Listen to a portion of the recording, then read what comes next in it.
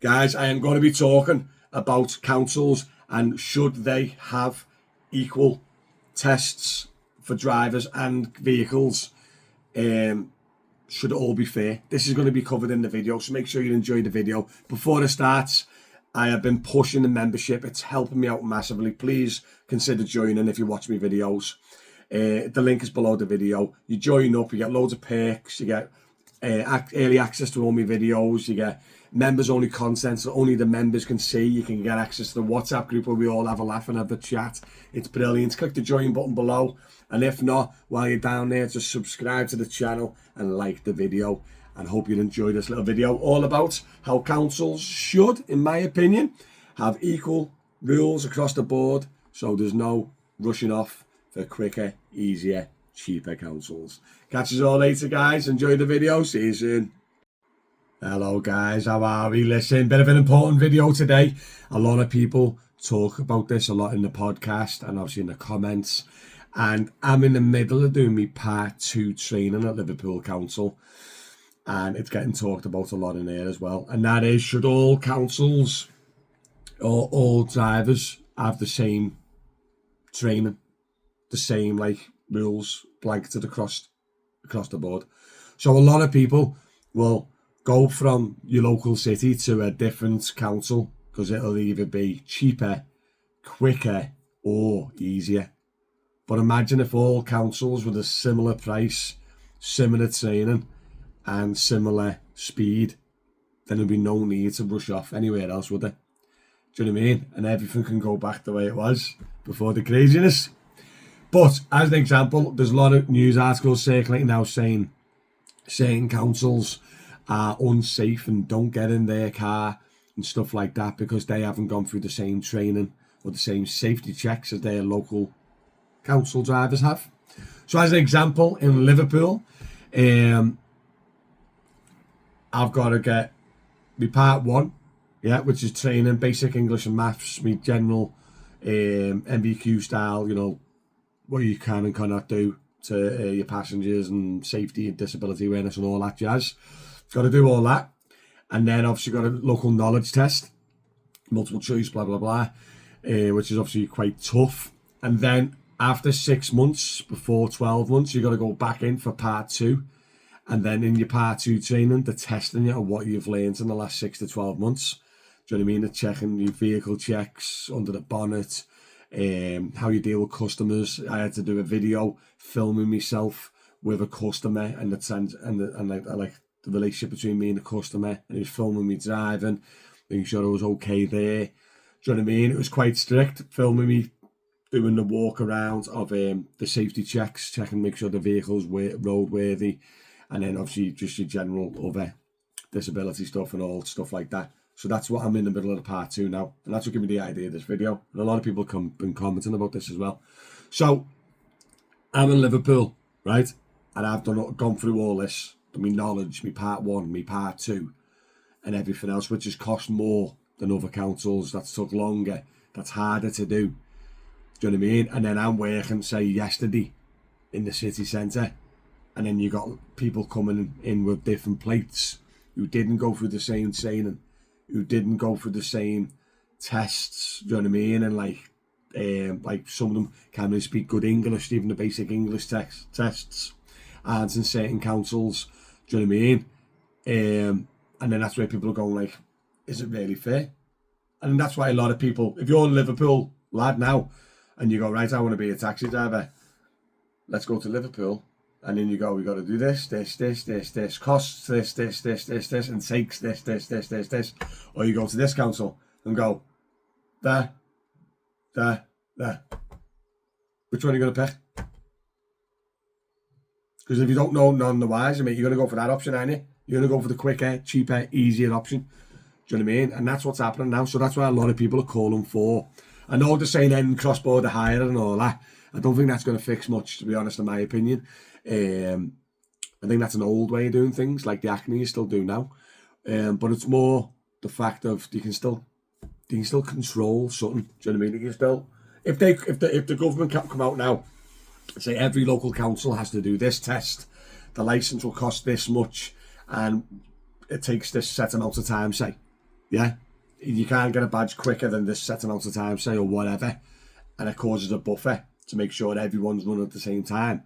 I don't think we'll have such issues with like bad drivers or even, you know what, bad vehicles. Get on this, right? So I'm using Liverpool as an example because obviously it's my council, so I know about it. So with Liverpool Council, there's no age limit on vehicles, which I think is a bit mad as well. But there's no age limit on vehicles, right? Other councils, there's like a 5-year limit, and then you got to get rid of it. So the state again, there's differences again, right? But with Liverpool, yeah, is after 8 years old, you got to go on a 6-month compliance test. Now, I don't know if you've noticed, the compliance test is like a more stricter MOT, and it's with normally council approved garages. So where I get my car plated, yeah, it's at a council approved MOT test station, right? But they do an additional compliance test on top of your MOT, extra footer, extra checks, make sure you're passing taxi license and rules and all that jazz, right? So it's a lot more stricter. So then, as an example, that's Liverpool, yeah? So as you know, if you're getting a Liverpool plated private hire car, you know it's gone through its safety checks, its compliance checks, every 6 months on an older vehicle as well. So it's super safe, right? I'm going to use an example of Wolverhampton, this one, because I know that this is happening in Wolverhampton. So in Wolverhampton now, what I've been told by multiple people, Wolverhampton drivers, that they don't need a compliance test now. And I think the age limit is 12 years, I think, on Wolverhampton. But they don't do it. After 8 years, they don't do a 6-monthly one. So you can have an 11-year-old car being tested once a year at any MOT station. Doesn't have to be a compliance test. Doesn't have to be like a thing. It's just a normal MOT. Now, carrying people is quite important. Carrying people's kids, wives, husbands, stuff like that. You want to make sure that the driver's sound and the car's sound. That's like the basic things you want, don't you? Do you know what I mean? So if you're in, like, say, as an example, you see them a lot, 11-year-old Prius, that's just having normal MOTs. And as you all know, by the way, normal MOTs can be blagged. Little backhander. You know they are. Everyone knows a blag MOT place, don't they? Do you know what I mean? But obviously you can't blag a compliance test. Council approved and all that. They're going to be severely checked, aren't they? But a normal MOT station, you can probably blag it. Do you know what I mean? So yeah, and there's another difference with the vehicles. You can have a Liverpool plated vehicle that's tested quite regularly. Do you know what I mean? Every 6 months when it's a bit older. And then you've got a driver who's gone through more of a severe training to make sure that he can speak English, drive safer. Do you know what I mean? Knows what he can and cannot do. Do you know what I mean? By the way, I'm not having to go at speak English is a thing, but when you are a taxi or a private hire driver in the UK, you should be able to speak fluent English. That easy, and that's not like anything to do with any offence or nothing like that. It's just like, see, that's part and parcel of the job. You got to go in the car, you got to communicate with the driver. The driver's got to be able to communicate with you. If you've got any issues, any problems, do you know what I mean? You got to have a conversation and discuss it. You might need help. Something might be going on. You need to speak to your driver. It's pointless if you can't speak English. Do you know what I mean? So that's the reason why I'm about basic English and maths test and stuff. The maths test is more just generally knowledge. Oh, you know what you're doing. Do you know what I mean? You're kind of like a clever guy.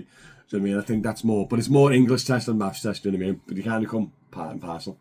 But yeah, guys, what do you reckon of this, guys? Let me know in the comments. Do us a favour, by the way. Make sure that you check out my membership. If you haven't already, the link's below the video. You get loads of perks. It supports me massively. And yeah, I'm building up a bit of a community, which is pretty cool. Got them in the WhatsApp group. We're having a laugh every day. Waking up, good morning, lads, how are we? You know, it's good laugh, good laugh. So make sure you check that out for us, guys. And obviously, make sure you subscribe to the channel. And comment below what you reckon of this. Should all private hire drivers go through a similar type of training? Maybe not as strict as Liverpool, but maybe not as lenient as other councils. Somewhere in the middle, do you know what I mean? Where like the basic stuff is just covered. Do you know what I mean? Because I covered a while ago about drivers should go maybe on like a driving trainer course. Because like some of these drivers, mate, from some councils are shocking, like terrifyingly bad. Do you know what I mean? And I'm not saying it's a specific council. You're getting this on quite a lot of councils. Going down the wrong way in a one-way street. Do you know what I mean? Going through like bus-only roads. You see it all the time. I got a Uber into town the other week, and he went through the bus-only, at the end of Hanover Street. If you're from Liverpool, it literally big signs that says bus only. It doesn't say taxi, it doesn't say anything. It says no entry, bus only. But the Uber nav takes you down that road. And obviously, if you're not from Liverpool, you go down that road. Do you know what I mean? But straight away, that's a bit of an unsafe road thing, and that was me as a passenger. Do you know what I mean? But yeah, so just make you all aware, Eddie, and just actually start a little bit of a discussion, bit of a comment. What do you reckon? Let me know in the comments. Do you think that all councils should have a equal level field when it comes to getting your licence, and equal level field when it comes to safety checks on vehicles? And at least then, when you're in your city, say Liverpool, you know, every car you get in, every driver you get in has got the same training and safety checks as your local councillors. Do you know what I mean? Otherwise, everyone's just going to run to the cheap and easy councils, and we're just going to keep going forward, getting worse and worse drivers on the road. Do you know what I mean? And I think that's a bit shame, because as well, if you look at it from a financial standpoint, how much money local councils are losing because they're going to other councils. Do you know what I mean? So just say like Liverpool, instead of putting money into Liverpool Council, you're putting money into, say, Wolverhampton or whatever, Bury or Manchester. Birmingham's a big popular one now. Birmingham's are kind of flying now. Do you know what I mean? So imagine you live in Liverpool, you go to Birmingham, you pay the licence fee, you pay your vehicle check, you pay this. Birmingham Council's lapping it all up. Then you come to Liverpool to work because you live in Liverpool. Yeah, but all your money that's going on your car and your training and your everything is going into Birmingham Council, not Liverpool Council. So Liverpool Council's losing out money in it because of it as well. So yeah, something's got to change, but we all don't know what. I know a lot of people are going, no, cross-border hire needs to stop. I don't know if that's a solution, guys.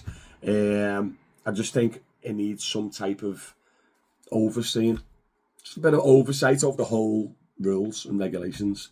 And if, let's say, like Uber restricted the regions a bit smaller, do you know what I mean? Just little changes, I think, will make a big difference. Do you know what I mean? But listen, guys, I have rambled on enough. Say 12 minutes. Do us a favour, like the video. Let me know in the comments what you think, and I'll catch you on the next one. Peace out.